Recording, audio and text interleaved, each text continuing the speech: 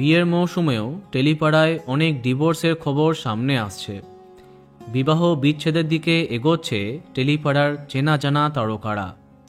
2 বছর আগে জাঁকজমক করে ব্যবসায়ী কল্লোল চৌধুরীকে বিয়ে করেছিলেন বাংলা টেলিভিশনের জনপ্রিয় নায়িকা সোহিনী গুহ রায়।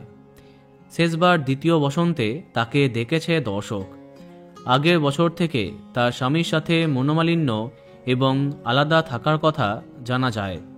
তবে আবার কয়েকদিনের জন্য সব মিটমাট করেছিলেন, কিন্তু তার কদিন বাদেই পাকাপাকিভাবে আলাদা হয়ে যায় তাদের পথ, তেমনটাই জানা যায়।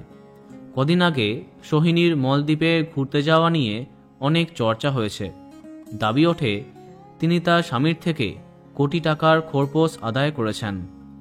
খোরপোশের প্রসঙ্গ উঠতেই এতদিনে কল্লোলের সাথে বিবাহ বিচ্ছেদ প্রসঙ্গে কথা বললেন সোহিনী। কোটি টাকা খোরপোশ নেবার খবরটা মিথ্যে বলে দাবি তার কথায়, এটা সত্যি যে আমরা অনেক দিন ধরে আলাদা আছি। ডিভোর্সের প্রক্রিয়া চলছে, এখনও চূড়ান্ত কিছু হয়নি। যে যেখানে থাকুক ভালো থাকুক, এটাই চাইব।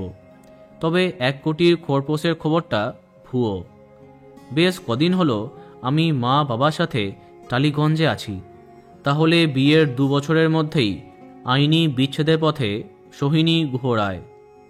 বন্ধুরা, ভিডিওটি এইটুকুই।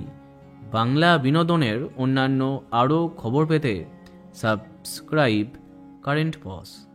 ধন্যবাদ।